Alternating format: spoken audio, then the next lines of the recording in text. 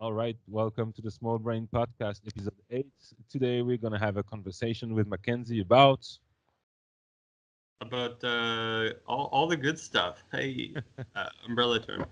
No, we're gonna talk a little bit about how um, music is composed from the standpoint of the texture of the instrumentation, the melodic content being the vibe or the atmosphere of the music, and then rhythm as a means to deliver groove, so that you can pick and choose between different flavors, if you will, different textures, different melodic content, different rhythmic content to deliver a specific intention or a vibe or an atmosphere, if you will, All something right. like that. So let me ask you because there's a lot of things to talk about. Could you maybe give us an example of one given track that people may know, and explain exactly what you mean by texture and melodic, how it all Sure. interacts. Well, I'd like to before even like getting into the textural side of it, just like bring it back to the basics of music composition and kind of what the I guess average person might consider to be um, music, if you will. I don't know, like when I think back to when I first started getting involved with music, I thought in terms of standard band structure as being regular instrumentation uh, delivered by a group of people in a I mean like guitars, bass, piano, drums, vocals, Yeah, et cetera, et yeah, the cetera. And I classic think that rock bands. exactly we'll say the classic rock band image, and how that is kind of like the standardized, I guess, texture, uh, if you will. So that like when I say texture, I really mean like instrumentation, Okay. and when I mean instrumentation, I mean kind of like traditionally, I guess, how rock music is composed is with those elements. The Hmm. textures are guitars, bass, piano, vocals, et cetera, drums, and so. Uh, Bridging beyond that, like I mentioned to you before we were doing the podcast, like you can take a guitar and you can color the sound of a guitar in many, many ways, You can have infinite amount of ways actually, saturation. and with pedals, with processing on a computer, with dude, even just being in a certain room, you can texturize it. Different types of strings, you can texturize it, and so I guess knowing your texture that you're I guess, on an instrument that you express with best, or Hmm. that you feel represents what it is that you do the best. Choosing your instrument, all of these things uh, before you even get into a studio, and then when you get to the studio, choosing microphones, choosing microphone preamps, how are you going to color things, what kind of processing are you going to do later, and then in the mixing process, there's a whole other texturizing. So I guess I Right. guess I Yeah. feel like texture in general is something that's not really looked at when people consider composition, because I know what you mean. yeah, I think people are more concerned with, um, or I guess the general average composer or musician might be more concerned with um, Yeah, the the melodic melody. and rhythmic Yeah. structure, and Yeah. and so they might be writing 100 songs on one instrument, which is excellent, and you can absolutely evolve and expand upon that in any direction you want. But Mhm. at the same time, I feel like exploring textures kind of breaks down the wall between. Yeah, I guess Yeah, it depends on the type of music. For example, you have like solo singer with a acoustic guitar. You have that very peculiar texture, and most of the like you have artistic qualities within the music itself, but it's also a lot about the words, the lyrics, and stuff like that, and the voice. The voice also provides some kind of texture, of course, and then on the other hand of the spectrum, you have the electronic musicians with a modular synth and lots of effects and digital audio workstations like Ableton and plugins and compressors and huge mixers.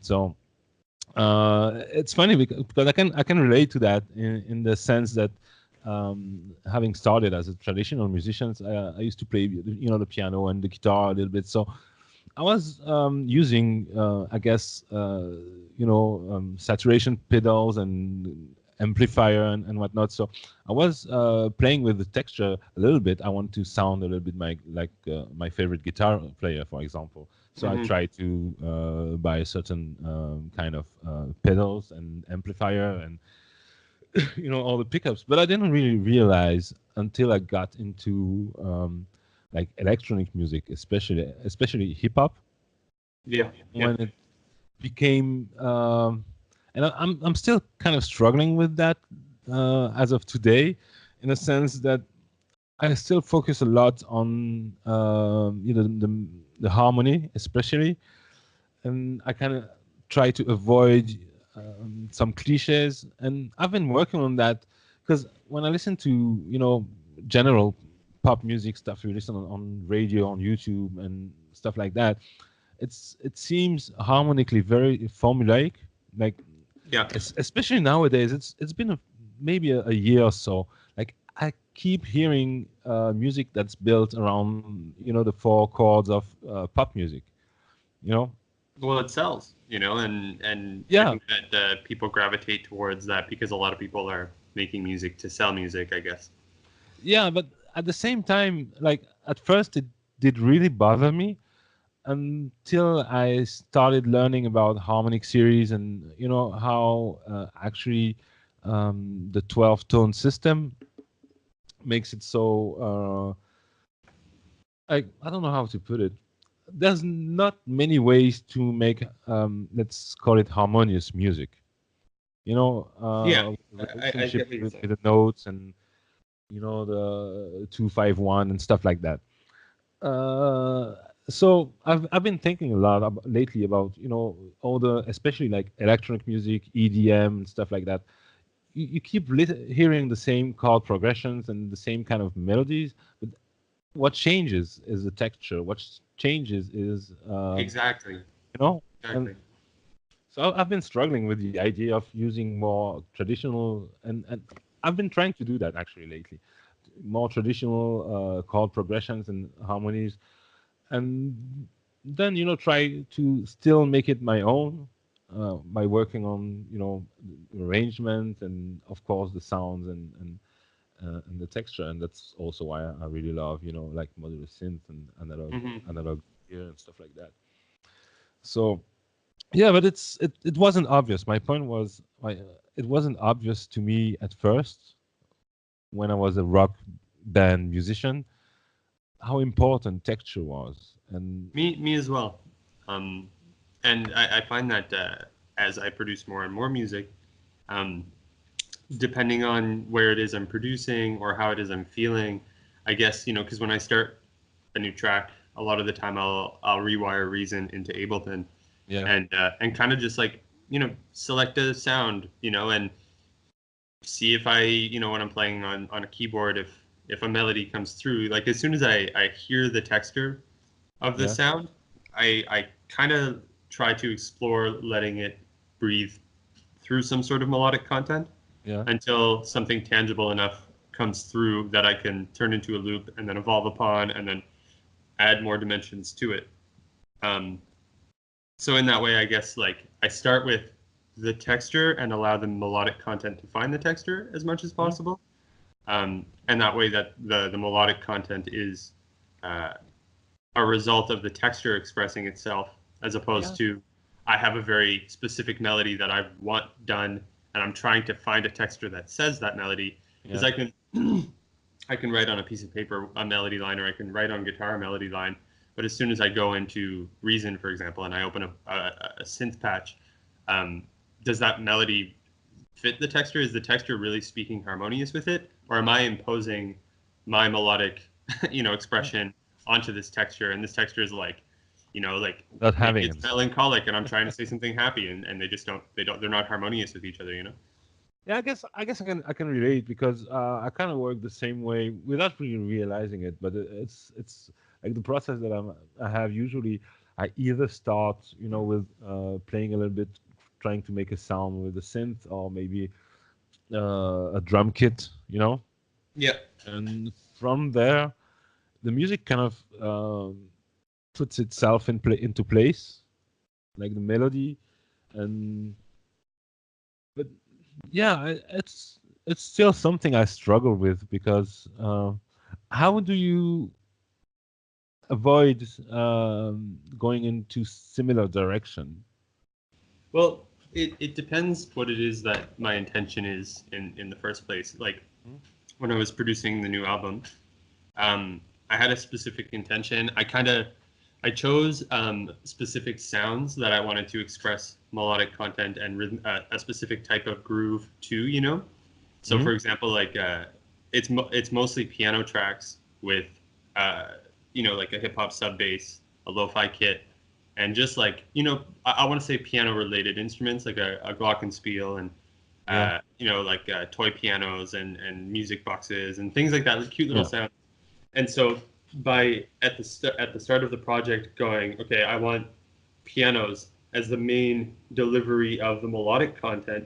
When I sat down, the stuff that came through was pianos expressing themselves, if you will, the texture of different types of different textured piano melodies were in the core of it. And then once that was there, then I could go, okay, now that I've got this like I guess texture decided, I can keep consistency between the tracks, have that be piano tracks that are, not necessarily the same, but I guess almost like sibling tracks in that like they do fit together because it's piano, it's hip hop sub bass, it's a drum kit. There's samples in there.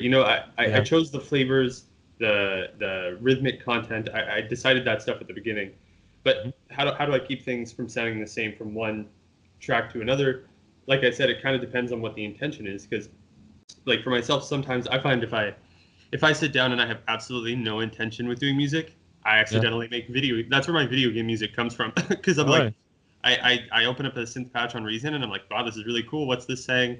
And then I figure it out. And then my mind, because I don't like, I'm not like, I don't have that intention that's driving where I go with what instrument to choose next, what's my approach, whatever. I end up just following the sound all the way through. So I choose my drums directly according to the sound until the sounds of the drums and me, messing around on the drums kind of works harmonious, and then I can loop the drums and they complement each other. And I just find maybe it's because I'm using Reason as my main sound source. But I find a lot of what comes through in that sense ends up being kind of video gamey. So, but that being said, like, I think that every texture, if you will, every instrument that you could mess around with has that, I guess, infinite multiplicity of potential outcomes. Like a piano. The melodic content, and this is, I guess, there's this part of being a producer or being a creator, I guess, that is in the core of it, and the fact that, like, I've been doing it for years and you've been doing it for years means that that translates into when you sit down and you hear that melody or you allow that melody to come through, that's the product of you doing that thousands of times prior. How many times have you sat down at a keyboard and tried to compose something, and so there's this relationship we share with melody and whatever, that when we experience the texture itself, like let's say like the music that you sent me today is really, really sick, and all the stuff you've been making is just like so good. And I wanted to ask you about that as well. But the relationship you share when you open up a certain thing, or I know you do like some modular work. So when you make a synth patch yourself, the melody line that you decide upon or how you carry that is kind of that je ne sais quoi, that's in the background of who you are as a person, what your experience is, and how you got there. And also to kind of tie this to our conversation we had in the last podcast we did together, about the ego and all that. I feel like because I'm expressing myself through these melodies, in that they would only come into fruition as a result of my experience as a human being up to date.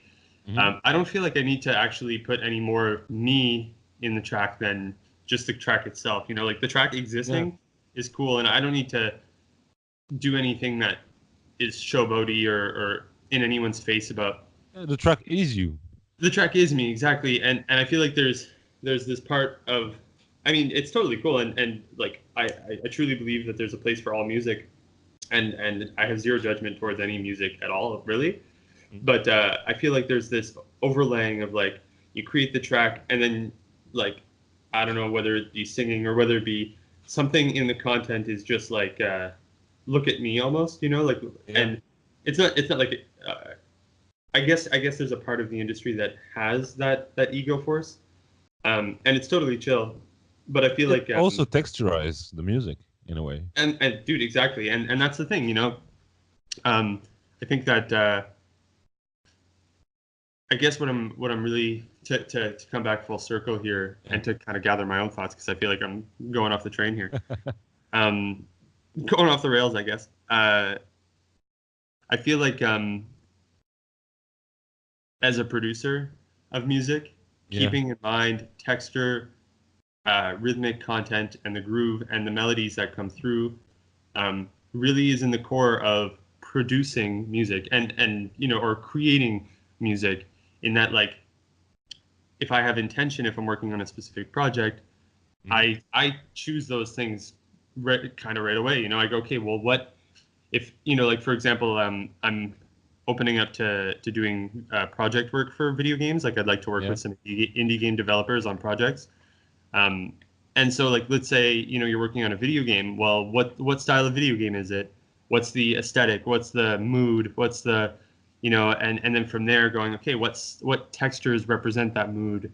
And being able to go, oh, okay, like, I think of like Adventure Time, or Yeah. like, like, Steven Universe, or those shows that have like really incredible music casually, and and I think, oh, okay, I almost like dissect it. I go, okay, what are the elements of that music? What textures did they choose to represent that feeling?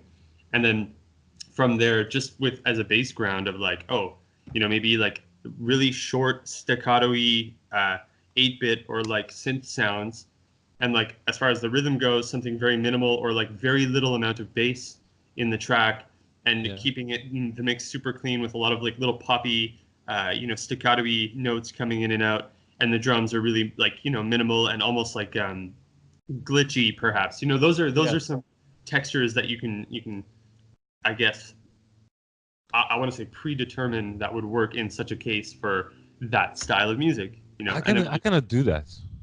No. I wish I could. Really, really, like, I'm gonna be able to do that one day, but right now it's like I can't do that. I just can't. Like, it's like, I hate it when people tell me, "Oh, you shouldn't make soundtrack music." Yeah, I understand why they say that, but I, like, right now I just couldn't, like, for example, watch a movie or watch, I don't know, whatever, and decide, oh, I'm gonna do something a little bit like that. When I try, it never turns out like that. Yeah. Never. But it also depends, like for me, there's certain music I don't really want to produce, like I don't have any interest in pursuing, and I feel like, I want to say, like, general cinematic music, like instrumentation, cinematic music, or orchestral music. Like, I don't have any interest in producing that. Yeah. Not because I don't like it, but because it doesn't really, I don't have a pull. Whereas, like, this like video gamey style of music is something that I feel naturally, or like, lo-fi hip hop is something I feel naturally, or so I feel like, it's not so, like, maybe you can watch a certain film and be like, yeah, there's just, I can't do that, and then you can watch another film with a different style, and your music as it is already, like, harmonious, so that would totally work for that, and so it would be easier for you to watch this, maybe it's an alternative film or an indie film or whatever. Yeah. I guess I get what you mean, but thing is, actually, I just thought I actually never tried. I'd like to try. Have Yeah. some visual, like, video content without music, and I don't know, maybe I can find on some video editor forum something.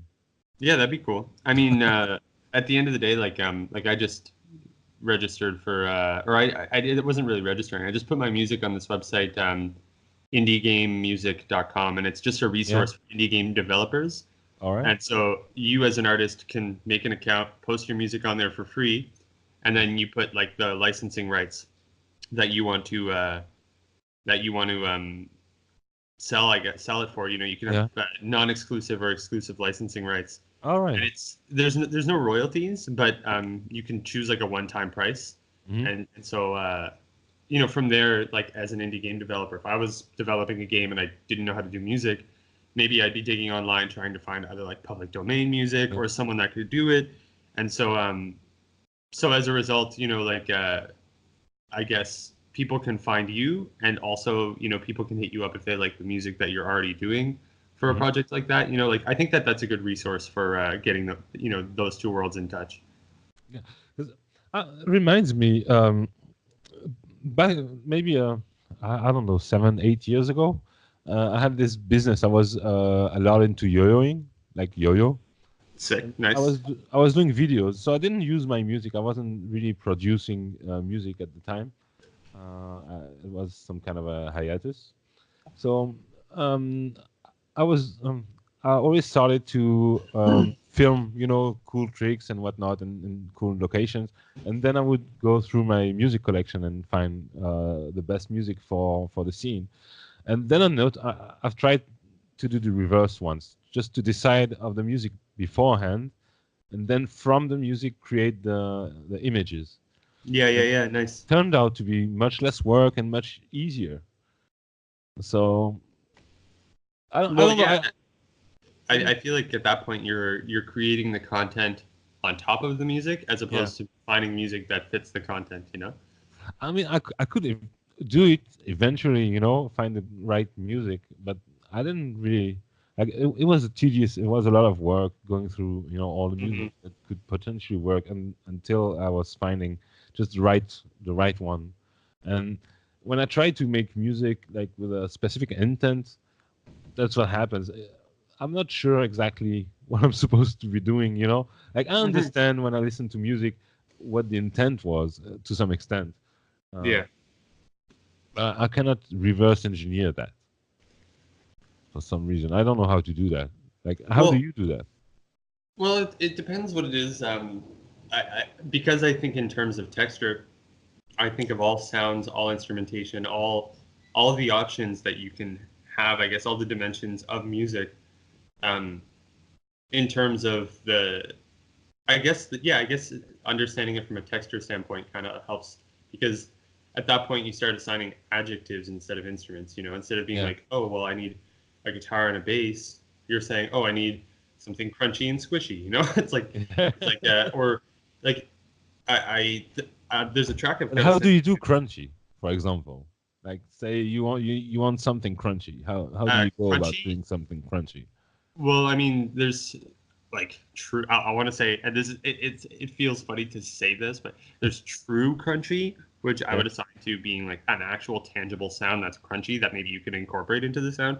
And then there's like crunchy, like digital crunchy, which would be like almost like you could bit crush something. You could reduce the bit quality. You could saturate it. You could push it. You could and so in that way, I guess, like if I had I feel like crunchiness is kind of like a mid-frequency range, like kind of like a collection of bursts, if you will. Like a crunch sound is like a collection of bursts that are all clean and present and articulated. Like when you eat potato chips. Yeah, exactly. Like when you eat a potato chip and there's that crunch, it's kind of like it's like and that alone, just doing that sound, you can kind of hear that it's a bit crushy kind of effect, You have some kind of like high mids, like almost, I don't know how to qualify it. Well, the way I see it is that, like, if you, like, let's say you wanted to mix crunchy with squishy, and I just want to go with those two adjectives because we've already decided. How do you do squishy? Squishy, I would say, depending on the sound, something that's well-rounded, something that maybe run it through some chorus, to make it kind of like wavy, watery a little bit. Yeah. If you have, I guess, squishiness, you kind of have that like, I'm just gonna make it sound like a, and in that there's kind of like a wetness to it, and like what is the harmonic or the frequency quality of wetness? I think like an open shelf, high frequency, allowing the highs to come through. I think the chorus definitely contributes to the wetness of a sound. I should play more with chorus, I think. Yeah, absolutely. So I guess if I was to mix those two things together, well, in my crunchiness, I'm sure that there's a lot of like high frequency things that are important to the crunch sound, depending on how realistic it is I'm going for in the sound. Yeah. And at the same time, I feel like the squishiness also has some high frequency stuff. And so when you think about those two things, I think to myself, okay, both the wet and the squishy and the crunchy can roll off the low frequencies because we don't need them. And then at that point, I could go, okay, well, if we're mixing these two things together, how do we make them complement without imposing on each other? Are they happening at the same time? And then from there, like I like to think about my mix, and I noticed this in your music too, and I really like to talk about that actually. But I noticed when I was listening to the past couple tracks that you sent me, that your mix is really clean, and you're definitely too hard on yourself, because your mix is excellent. And as soon as I hit it, I'm just like I have so many questions for you, because I'm just like, okay, like what was your thought process behind how you mixed it and everything? But something I've just been working with, I guess, and I guess how I understand your mixing process is that like all sounds have a full harmonic response that occupies a lot of the frequency spectrum. Like for me to speak, there's a ton of different frequencies at a ton of different levels that are going at different decibel levels and combining to create the texture of my voice, the tonality of my voice. And so when I mix music, I try to keep all of the sounds as clean as possible, while also like getting rid of all of the energy that's not contributing positively and boosting the things that are flattering in the sound, and then making sure that nothing is imposing on that, so that like if you've got again, a crunchy and a squishy, that the crunchy is real crunchy and the squishy is real squishy, but that those two things just like on a frequency level are not conflicting with each other. So I want to ask can be squishy, a little bit squishy too. Well, exactly, and that's kind of how you can play them. Like if I think about crunchy squishy, I like to think of producing and having like, instead of a snare, some sort of like I like the sound of like dropping some like pistachios into a bowl, or like dropping some nuts into a wooden bowl. Yeah, I love that.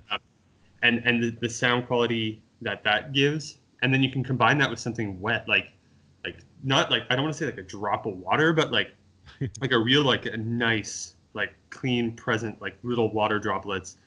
And if you replace a snare, let's say, with like this like like it kind of, and if it's really present and clean, and the mix is clean and potentially even minimal in the composition, that sound itself be the whole experience. That sound can set an atmosphere. That sound can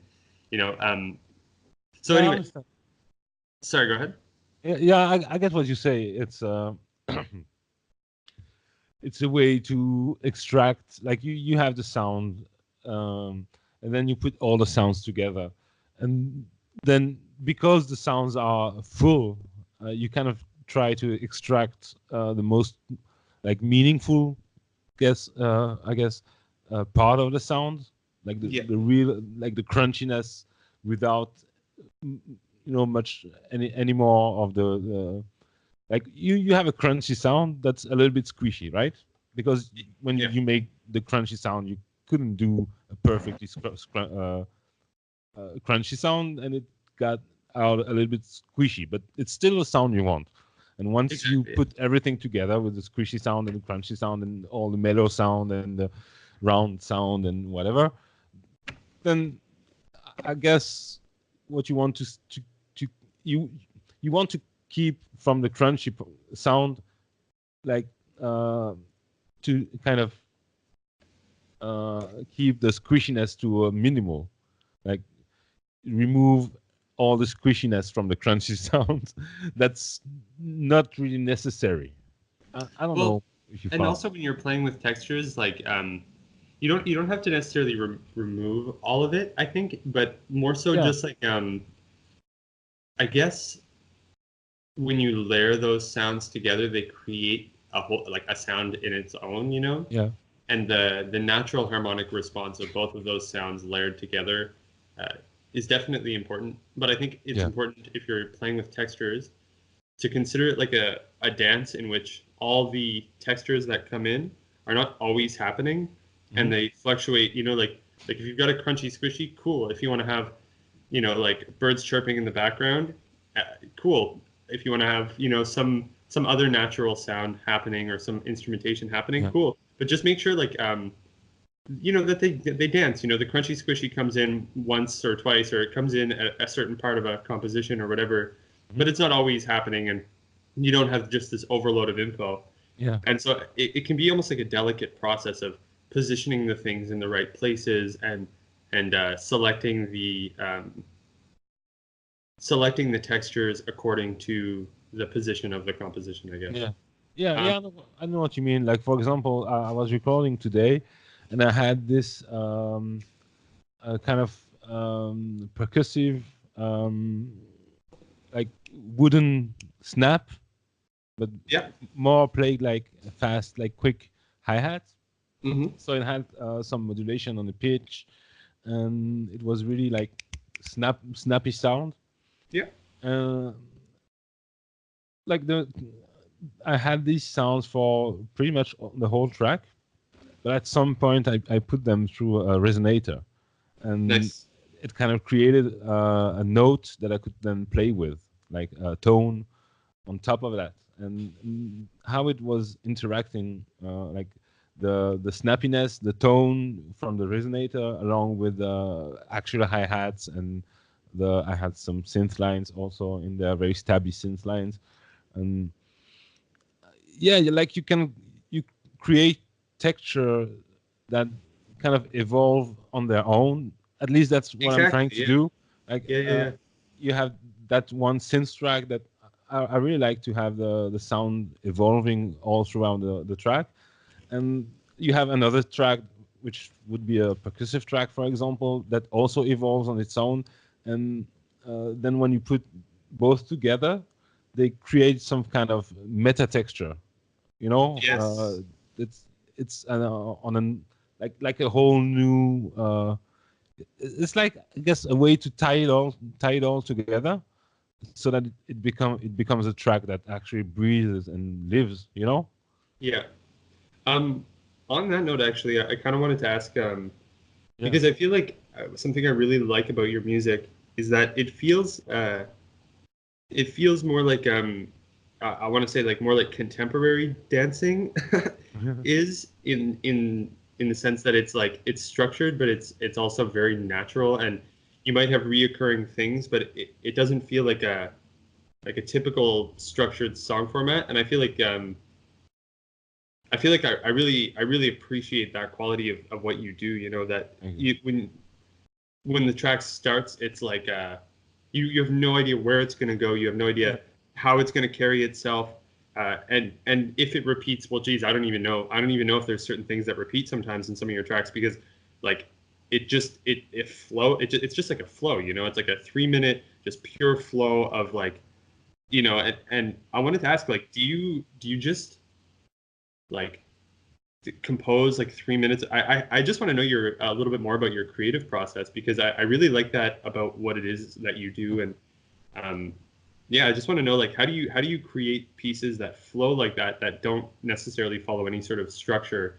Because I really dig it. You know, it's really thanks. Well, it's pretty much always. I don't want to say it's always the same process, but I think it's always the same process. So I usually start with a drum loop I pick a tempo. I would like to have my tempo to move a little bit more, but I haven't worked that much on it, but I pick a tempo that I like with a specific drum loop that I kind of compose. I pick some sounds, and once the drum loop starts rolling, I try to find some sounds. Maybe I integrate some samples. I really like to the way the Digitact allows you to play with samples and like use, for example, a different starting point for your sample at at a given given time the sample hits. You can decide whether it starts, where it starts, and if it's reverse or if it's maybe it can be another samples. I like to put on one track maybe 10 different samples, pitched differently, and modified, and one to the right, the other to the left. So I have a rhythmic background that I can build upon. So then I go. It's pretty much it's often formulaic in a way that I try to find a bass, I try to find a melody, I try to find maybe chords. What can I do with the harmony? And then once I have all the elements, what I do is sometimes I think about some elements while I'm creating. I'm trying to mute some parts and modify. And for example, the synth, I don't record the audio, I just record the MIDI and then as the MIDI loop plays, I try to see what kind of sounds can be interesting. If I move the filter, maybe the envelopes. I really like playing with envelopes also. Maybe some effects, reverb, delay, stuff like that. Like I'm using in modular, it's Clouds I talked to you about. It's a effects module that's a granular delay with a reverb. I use it a lot.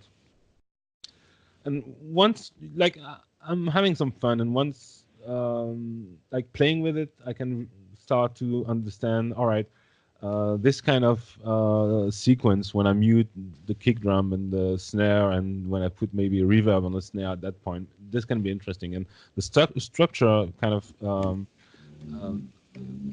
reveals itself, like the intro. And when you listen to the music I do, it's rather like the structure is it kind of bothers me to some degree. The structure is pretty much always the same. I want to say almost always the same, but you have the intro, and then you have the core elements that come. Then usually I like to have a break and maybe some sort of build up, and then either like I come back to the core elements. Some often with a twist, maybe a little bit wilder, like longer envelope and longer sustain and release and higher.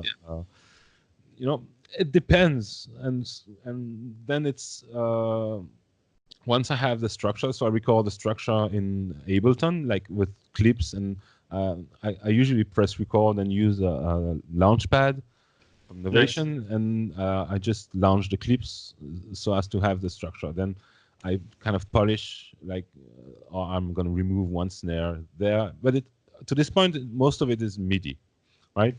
Yeah. So I can still modify all the sounds as I want. Yeah. So I have all the MIDI tracks. I have the complete sequence, and I start to polish. I start to maybe cut one kick and one snare, and maybe cut the hats at one point, and until I create that fluctuation, I guess, of the elements. Yeah, and then as the structure goes, I play with the instruments and try to figure out what kind of sounds, what kind of texture I want to put on a given track, and then I start recording. Usually, like it's a tedious process because part of my texture, I would say signature, is that I use a chaos pad on the output of my Digitact. So chaos pad on the output of what? Sorry. The Digitact. I use the Digitact mostly for the drums, but often for sequencing other stuff and for sampling. So I like to have the Digitact play, and then I use the Chaos Pad to maybe have some granular effects, looping. I often use a very particular kind of delay, like modulation delay that I use all the time.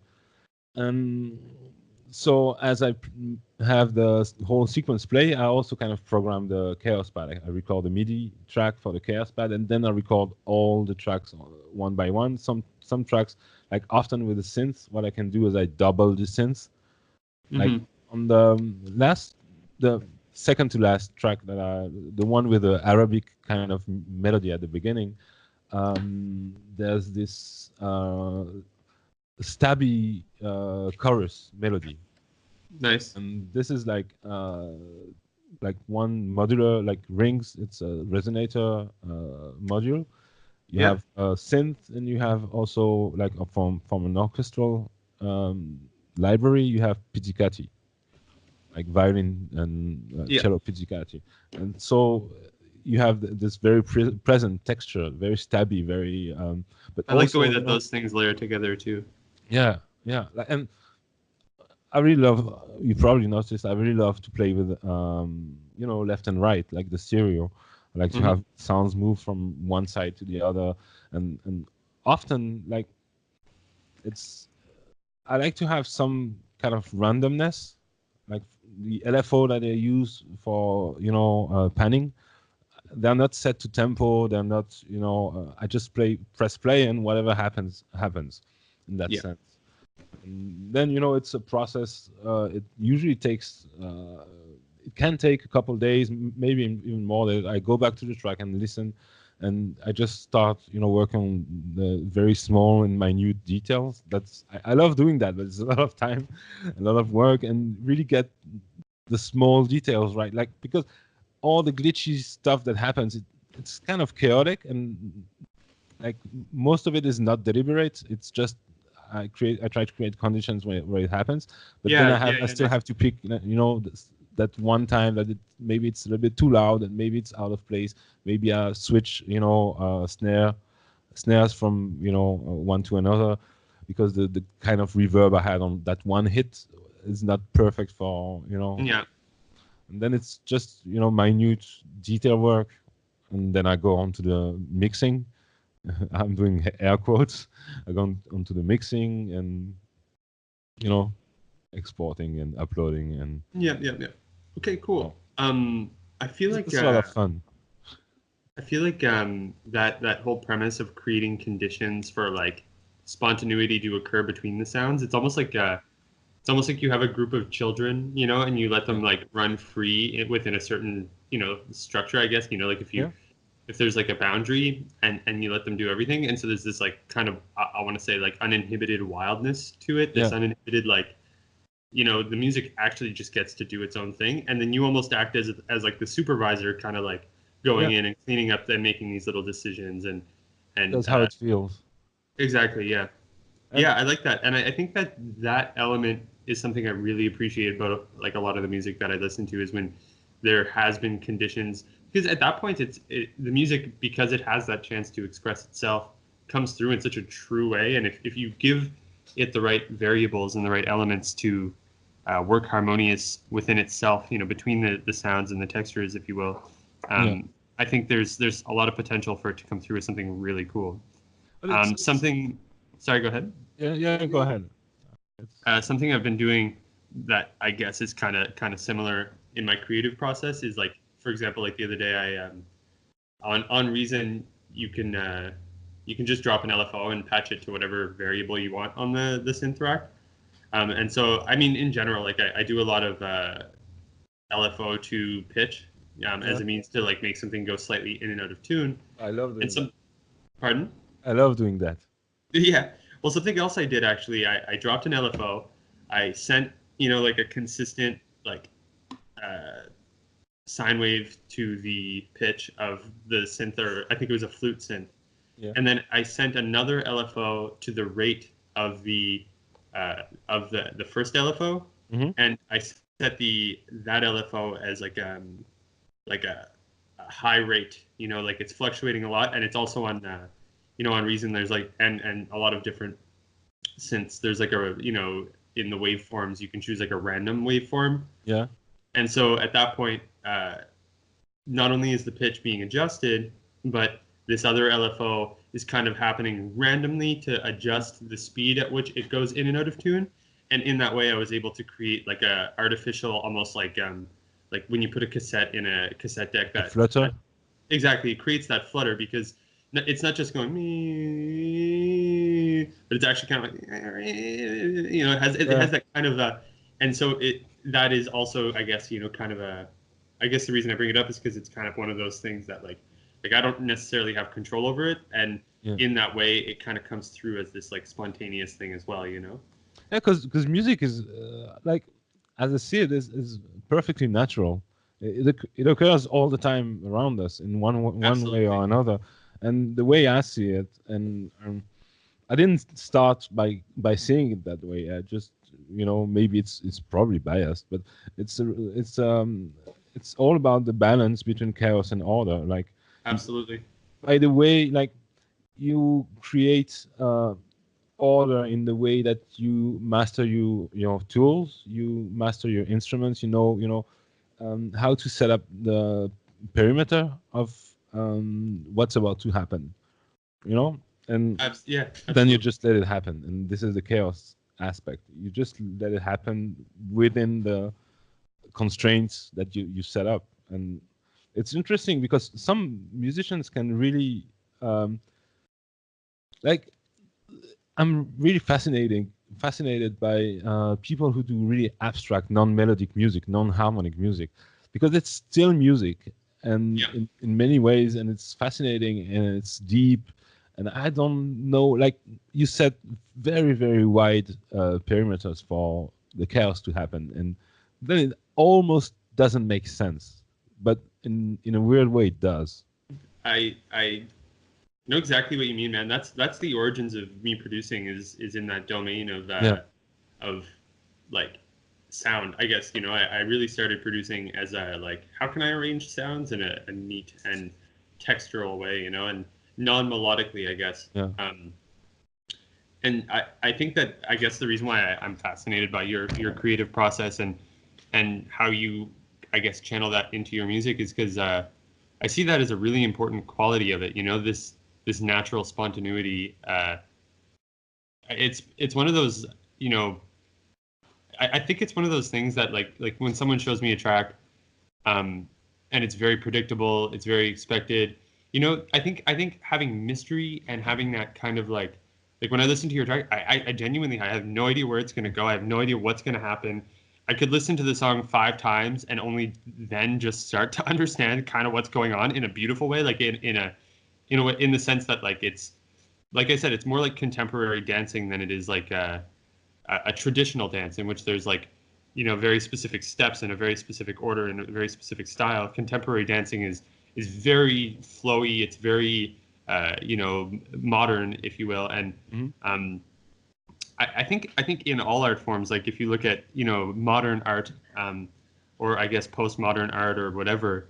If you look at some of the like avant-garde art that comes out now, the visual arts, that is, there's tons of overlap between that and music and dance, and they all kind of I guess modern art in general has that element to it of I don't know. I feel like if I were to go back to like music from the 80s, popular music from the 80s, popular music from the 70s and the 60s, it's all very similar textures, very similar format, and myself, I've gotten to the point that like I don't want to say I find it boring, but a lot of the time I do kind of find it boring because when I listen to it, it's predictable.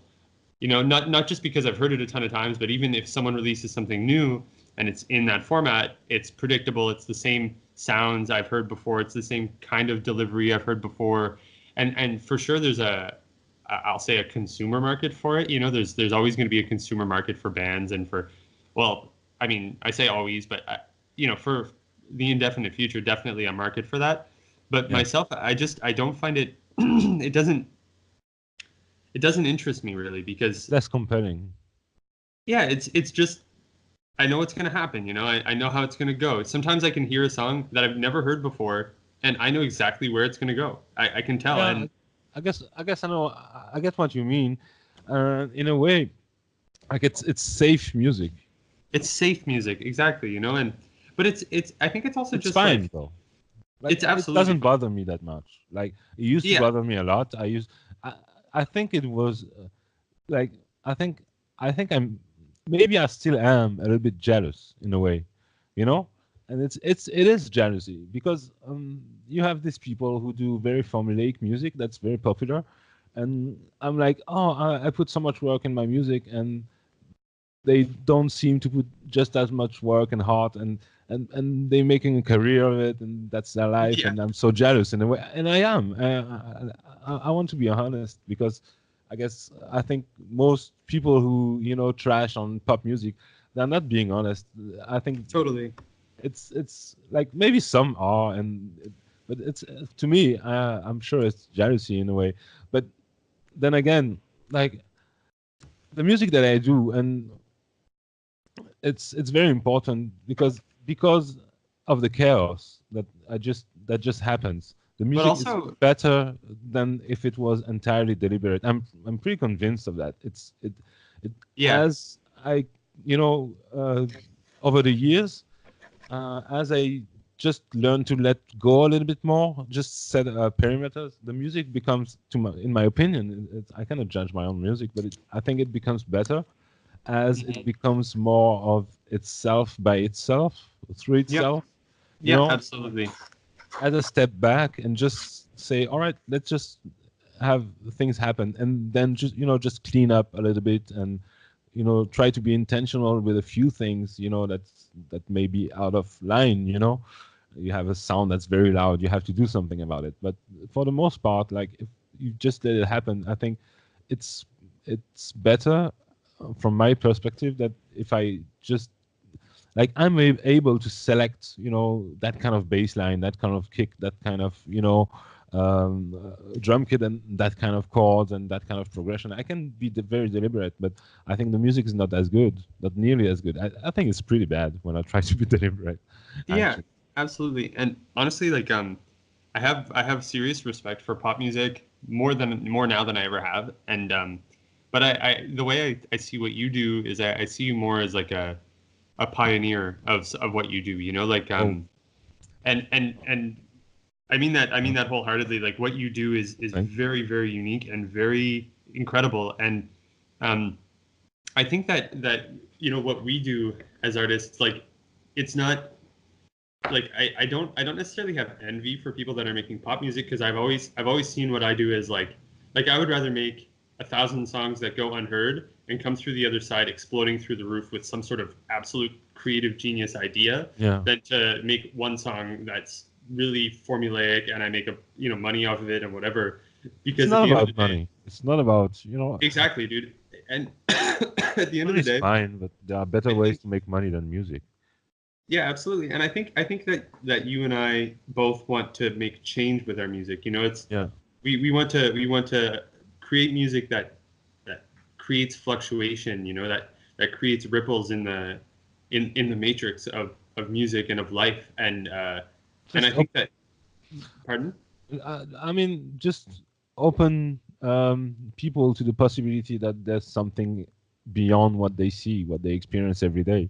That's Exactly. that's why I try to convey with my music.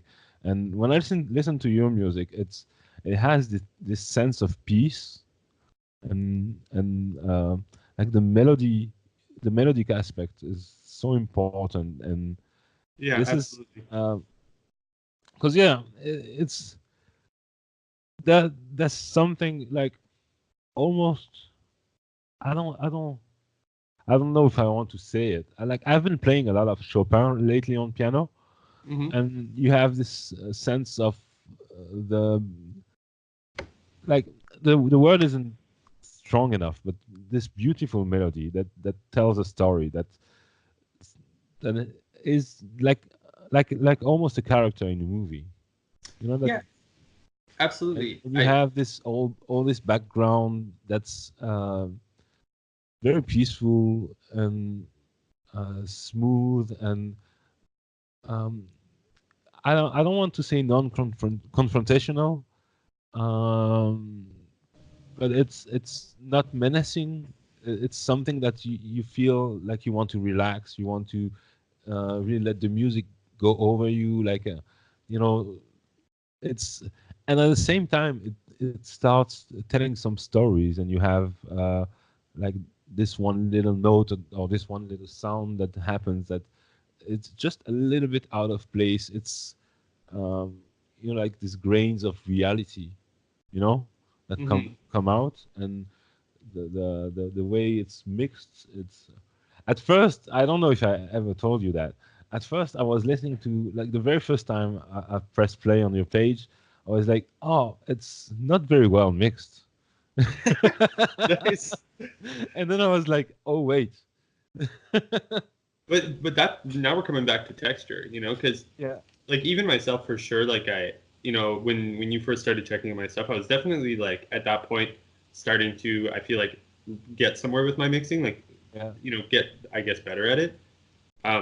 But even now, like sometimes I mix stuff and I mix as a result, or I mix to texturize, Yeah. everything.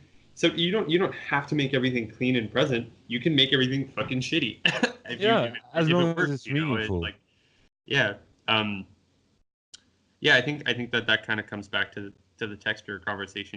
Texture is everywhere in music, and I feel like texture is something that sound engineers consider, but a lot of people that compose music don't. I don't feel like they give enough credit to texture. But it And that's what I depends. like about being a sound engineer specifically, is that like the role I have, the relationship I share with sound and with music is very specific. It's very personal. It's very I don't know. I have a complete sense of surrender to sound. I Yeah. consider all sounds to be, like, I think I maybe said this before, but I consider all sounds to be like almost like a being, like an Yeah. entity. Like I hear, this sound, Yeah. and it doesn't matter what it is. I hear all sounds as kind of having this essence to them, and so uh, I Because guess, yeah. Sorry, go ahead. it sounds like life. Exactly. Like It's, music is yeah. a model of. I, it's not. I have heard someone say music is actually a model of life, and Hmm. I think Absolutely. has some truth to it. But the thing is with the texture, like it also depends. If you start as a musician, like you learn to play the piano, you go to conservatory, and you learn with the piano teacher, and you learn classical music, you learn how to play Chopin and Bach and Beethoven, and then you have this relationship with music as being notes on a sheet of paper, and Exactly. Yeah. this is how you approach music as a pianist, because you don't have that much as a piano player, for example. You don't have that much options when it comes to textures of your sound, other than what you can, how hard you press with your fingers on the key, or how fast you play, and if you use the pedal or not. And that's Yeah. about it. Like, all the music has to come, like, not all, but a lot of the music has to come first and foremost from the notes themselves. But as technology advanced and people started to make music with drum machines and synth and computers, and people started to make music that didn't learn how to make music with notes. They just had this relationship with sound in a way, and they Yep. started to cut loops and put loops and drum breaks together, and it made make new music from old music, and new music from sounds that weren't firstly considered music. And then when they started off, these people, they had nothing but texture to work with, so nowadays you have this kind of clash of electronic, like, new generation of electronic musicians who never even bothered, playing notes on a piano. They just got Ableton and VST instruments and maybe a sampler, and they started to make music. And it can be amazing music, absolutely amazing, like groundbreaking music. And in many aspects, it is groundbreaking music, like hip hop, electronic music, and all that. It's groundbreaking. Like, it's completely, like, I don't want to say new, because it's not, but it is in a way, like the Yeah. Absolutely. way we do that kind of, like, percussive tribal music. It's a new way to do music that always existed. And I guess it, like, for traditional musicians, as they had access to more tools, plugins and synth and all this, like this, like, they started to realize that texture was, how important texture was, and how important it was to kind of get just the right sound. And I think before the electronic era, it was kind of a secret. Like when you listen to the great like rock bands, like I was watching this movie the other day about Queen. It's a great movie. You should watch it. Like like people like Queens, the Rolling Stones, the Beatles, like themselves as musicians, but also the mixing engineer and the producer, and they had this idea of texture already. You know, Yeah. at the same, even like Debussy, even earlier, they already had this idea of texture, but I think it was like a secret, like most Well, like amateur musician didn't know about. absolutely, and I think that what you were saying before about piano and how piano is restrictive in the sense that it only has so many dimensions that you can actually explore, um, i.e., velocity, duration, the Yeah, speed, melodic content. Um, I think when people started really composing on piano and really composing for orchestras, and that was the revolutionary texture, yeah, and it wasn't something that the average listener was aware of because music at that point of time was not really as established. So for them, that was revolutionary. yeah, It, but it also happens that you and I live hundreds and hundreds of years beyond that, yeah. and that revolution. And for us, it's considered classical in that it has been around for hundreds of years that we've been exploring these textures. Um, Yeah, but you know, I mean, it's definitely like my opinion, and I am biased because I have I got into classical a few years ago already. Like I think classical music, like in the widest sense, it's very often overlooked by modern absolutely, musicians because, yeah, uh, like when you take just the piano, you have Moonlight Sonata, from, and then you also have Little Red Hood from Rachmaninoff, which are two completely like texture-wise, completely different pieces of music, but it's on the same instrument. It's almost unbelievable, yeah, and yeah, then you have Liszt and Chopin. You have, you know, all these artists who composed uh, exclusively on piano. And then you had Thelonious Monk, and then you had Bill Evans, and then you had,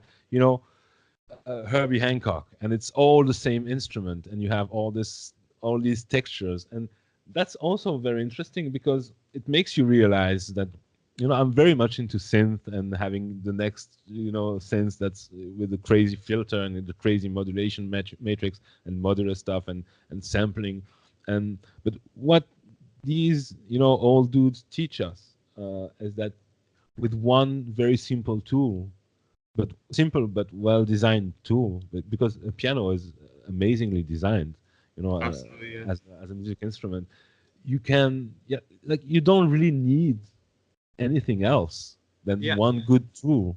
And then right now, with all the amazing tools that we have at our disposal, like we have, like, not even virtually, like literally unlimited options to create new textures, and we should be able, and we should be willing, we should be, and I think we are in a sense, like people, yeah, many people are maybe not, the pop stars, and but still they carry, because when you listen to pop music today, it's very different than pop music in the 80s, you know yep, and in many sense, you know, artists who are looking for these new ways, and artists on the fringe, like mm, underground, non-commercial, whatever you want to call it, like these artists who are trying new things. Ultimately, it kind of got into the mainstream, and it kind of exactly, changed music. Like when you take dubstep, like the difference between old school British dubstep and stuff that you can hear now. I don't even know if people listen to dubstep anymore, but you know what I mean. And yeah, at first, it was this crazy, like you never heard bass lines like that, and crazy like guttural sounds, and also a very formulaic, like 70 or 140 BPM, very formulaic hmm, way of making music. And now you can probably hear, sounds like that. And, I don't know, I don't listen to Justin Bieber, but probably in one of his songs you can have this bass or stuff like that. Or I Well, don't know. absolutely. You know, but but there are some kinds of music that kind of stay on the background in a way. Yeah. What we would call like classical and orchestral music. You have stuff like ambient music that's never really gonna pierce through to the mainstream. It is in a way because it's like people listen to ambient music sometimes without even realizing it. In commercials and Yeah. movies Yeah. and wherever. But And I it's think never there's gonna a be like number one in the charts. well, and that's it. I think that there's a market for it, for everything. Like I was talking to someone yesterday that was saying that their friend makes a living off of making ambient music that gets played in massage parlors. And Yeah, so, yeah, it was just some random person at work, that's a was cool just story, man. yeah. And I was just thinking about, it. I was like, oh my god, this person just makes ambient music, and massage parlors are really about it because they want to create a relaxing atmosphere, and Yeah. this person can live off their music because massage parlors are into it. So It's I like think that, video game music. pardon? It's like video game music. It's Dude, fringe. exactly. And it's really like like for example, I produce a lot of lo-fi hip hop, and I feel like the demographic of people that listen to lo-fi or where lo-fi hip hop gets played, it might not be the mainstream, but at the end of the day, like all music is a product for consumption by a market. On some level, there's a market for it somewhere. There's people that want it, and then it's at the end of the day, like it's all expression, and it's everything has its place. Yeah. I'm really fascinated by what you were saying, and I agree that the idea that the underground path actually makes its way to the mainstream. Yeah. And I feel like I watched that happen with Vaporwave when Vaporwave was kind of starting out, because it was just this like absurd, like Yeah. whatever anti-capitalist, Yeah, but it happens. remixing, It makes musical sense beyond whatever political message lies beyond. And it's funny that we talk about stuff like that because my son was like I was working on some homework with my son the other day, and I asked him to put on some music, and he puts on YouTube compilation of lo-fi Zelda music. sick. That was amazing. Yeah, yeah, and it's really good. And like the sampling is good, the music's well composed. Yeah. It's really sick, right? It's well put together by people who care about making amazing music, the best music that they can, and it's funny, and at the same time, it's not like one could say, it's plagiarism, like, but it's not.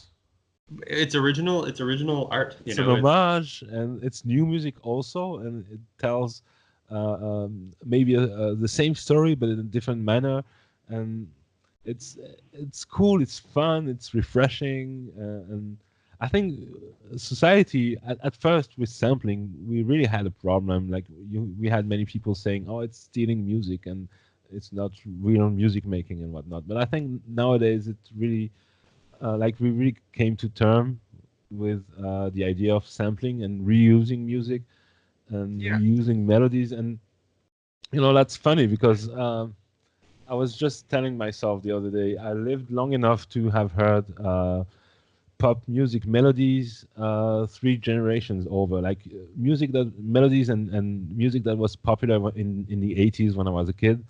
Like they became popular again on another form, by another artist, but in the 90s, and then once again in the 2000, and now in the 2010s. It's come like for the fourth time, the same song, the same thing, but at the same time, right now, you have Zelda music from the 80s that became something entirely new and It's all unexpected. recycled. Yeah, it is. It is.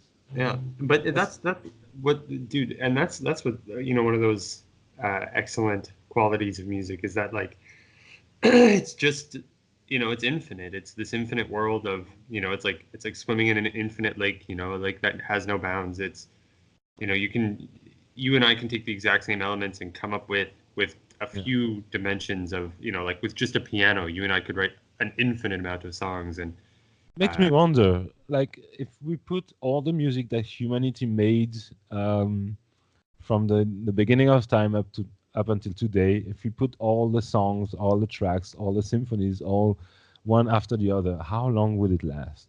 I actually don't even think you could. I think that because like even just myself, Just the recording, just to Dude. record it once. Well, even just me as a human being, I've created hours and hours and hours worth of music. And you as a human being, you've created hours and hours and hours of music. And there's so many people that do what you and I do. There's people that do Like what right you and I now. do way more. There's people that produce music non-stop. So. Yeah. And good music, like bad music, whatever, like meaningless, meaningful music, deep music. Like how many people right now are composing music so deep, but they'll never, break through, and we'll never hear it. That kind of stuff. I like to think that like if it's good enough and they keep at it, it'll make its way through. It's some musicians just don't ever post anything online. They just do some. I know a few like that who just do music for themselves and their friends maybe, and that's it. But it doesn't really matter, ultimately. Like, but what would you think as a musician? It's a cliche question, but what would you think as a musician would be more important, to make music or listen to music? To make it or to listen to it? Yeah. I think that the relationship is, at least for myself, the relationship is different between creating and listening to. Like when I listen to music, there's many different ways that music can stimulate me. If I'm feeling emotional, I might listen to music that I resonate with, and in that case, and it helps me through whatever it is I'm going through. Or when I'm, listening to music that I want to stimulate my creativity, my musicianship, I listen to music that has elements that I like in music, things that again stimulate me in such a way that like intrigues me and pulls me into it. Whereas when it comes to creating, like creating is a personal relationship you share with sound and sound organization, and music composition. So and how much the listening influences you're making, you would say? It depends on the listening, like I was listening to American Idiot, the album by Green Day, just front to back the other day, and I definitely feel like my understanding of what's going on in the album is a lot higher now than the last time I heard it, because I'm a sound engineer now, and the last time I heard it I was not a sound engineer. So I appreciate that, and I can appreciate the almost like dissection of the mix and how they approached it. And it's shockingly like really simple elements. I feel like I would have, when I was younger, been like totally blown away and just like had absolutely no grasp of it. But now that I listen to it, I'm like, actually, I totally understand exactly the approach that they had. So there's that influence, but there's also influence. Like I was listening to like that guy, I can't remember his name, that I messaged you this morning saying that I was checking him out. Piznik or something. Oh yeah. And that influences me in a certain way, because there's a lot of the vibe and the groove of what he does. The chill outness of his music, I guess. He's gonna like that. He's gonna like that from me. He's gonna like that you say that about his music. He really likes your music. Yeah, well, and about your music, and he's amazed and sick. Yeah, I messaged him. He's doing great stuff. Pardon? But he's doing. I really love what he does, and oddly enough, we listen to the exact same kind of music. We have the same cultural references, and nice. It's funny, and it kind of like. I really love what he does and the way he does it, and it's so like it's refreshing. It's like I don't know how to put it, but I can definitely relate with what he does in a sense that it has that sense of groove, and you also have that peculiar texture, with the road sounds and stuff like that I really love. I like talking about texture and road sounds. I strongly believe that's the most beautiful sound in the world, like a Fender Rhodes. Like it does something very special to me, and I'm so sick I sold mine. You know, Yeah, I'm gonna buy another one, but good. the sound texture is so like it's unique and by itself like you don't I don't think I wouldn't say you have as much expressivity with the Rhodes as you have as with the piano, acoustic piano, although it might depend on the actual instrument because some Rhodes are really well tuned and well put together, like more better than some others. Mhm. But as a general rule, I would say it's less expressive, but it's not like the Absolutely. but A it different kind of takes you expression. like it definitely takes you into a particular direction, and you can do like house music, electronic music, and you can do soul music, and you can probably do some classical with it, and it's gonna sound a very peculiar way, and it's gonna bring a very unique mood to whatever it is that you're playing on, you know. Yeah. And that's the kind of instrument, you know. And also like I guess the texture, like it's very fun, it's extremely fun to have electronic instruments and samplers and everything, but the traditional instruments, they have like they have been developed and played on and explored for, you know, a long time, and they have something uh, like you can say like a bassoon or a saxophone or, you know, a harp. They've like when you listen to, you know, what, classical music, it's you still have all these different textures, you still have all these different moods and stuff, even though it's mostly made with the same instruments. It's maybe they require more from the person who plays, like the practice and the mastery of placing your fingers just the right way at the right time and the right pressure and the right movement. And some people dedicate their life to that, and as they do, uh, as you see with great composers, um, they also kind of develop a new texture, and then this texture through their music and people studying their music, this texture becomes like everyone owns the texture. It becomes everyone's texture, and then we can use this to and build upon that.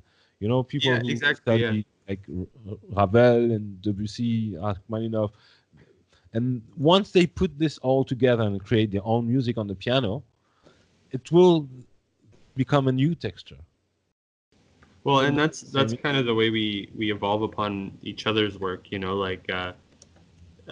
I think about when I think about what you're talking about, I think about the creation of the internet and how the internet was developed on accident Hmm. and then just given to the world. And how from that we've been able to evolve upon that thing that was created and given to the world for free. So I think about like all instruments, all music that's created has that potential. Yeah, Like what you do as a musician um, has the potential to be a gift for the world to evolve upon. hmm, And I think what we do as human beings is um, or at least people that create things is yeah, that they we create things for each other. Like even just yeah. we were talking about listening and versus creating, Making, and, yeah, and I think about all forms of art, man. Like just on like Instagram, I'll scroll on Instagram and I follow so many different like people that do visual arts, like whether it be like illustration work or even tattoos or lino cut or all these different forms of visual art, and how what they're doing expands my mind and finds its way into my music, and yeah. because it creates a certain feeling. And or even then, if I were to do visual arts, I'm also inspired by it too. Yeah. And even literature, like, And dude, everything, it all has its role. And what I like about um I guess texture and sound is that like physical objects, like I've got a pack of gum here in front of me. mhm, All things have sound. And so yeah, all things, because all objects, all people, all things contain some sort of sound element. you can take that, you know, you can like just this, like that sound is me pulling gum outside of a pack, and that swooshing sound is in a sense kind of an expression of this pack of gum, you know, because I know what you mean. And as a result, I can be like, oh, okay, cool. Just hearing this, I want to sample it. That and you know, maybe put it before a snare hit, like before the snare comes in, you know, and you can. So I don't know. I think that there's one movie you have to see. Like, it reminds me, the sound of the gum pack. Maybe you've seen it. It's a Japanese movie. The recent one from Takeshi Kinano, Zatoichi. The movie name is Zatoichi. Zatoichi.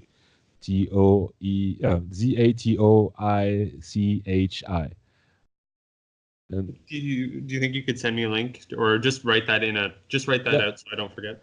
Yeah, I'm gonna do that, because you have it's very cliche, but it's a great movie, so you should watch it anyway. But it's cliche. You have these scenes where you have people working in the fields, and then the music builds upon the sound of people working in the fields, and it's extremely cliche, but it's so well put together and so well done, and it's very musical. Nice. It takes this idea that music is the sound of life, and it's a model for life.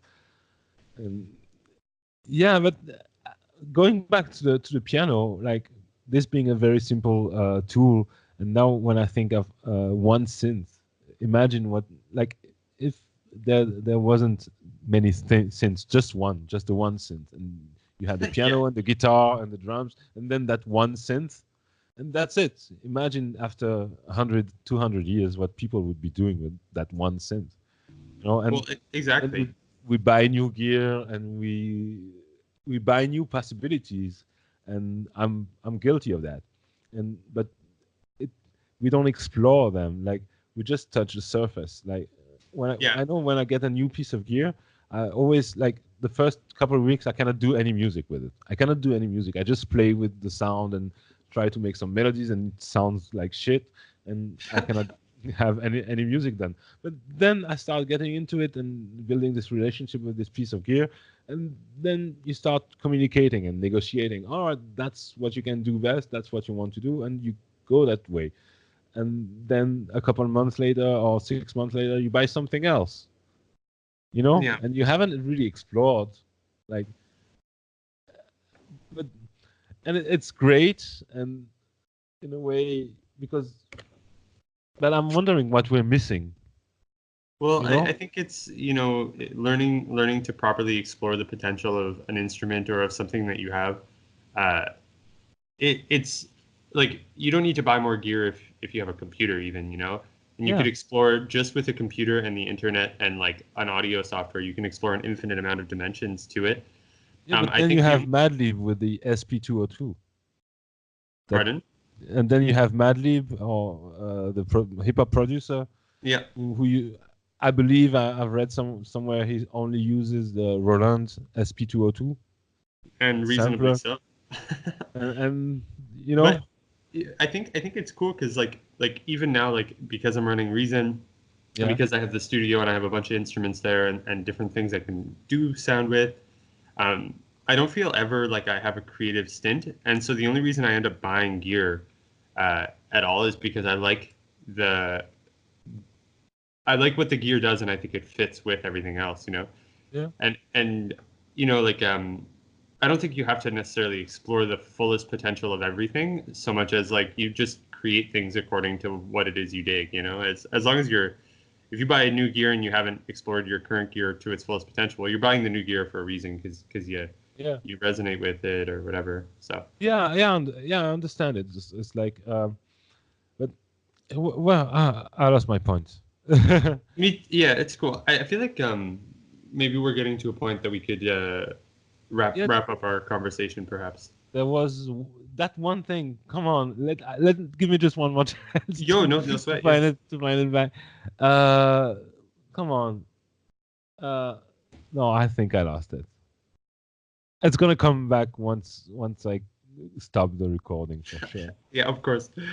All right, let's wrap it up anyway. Cool. Well, it's for the next time. It was fun. yeah.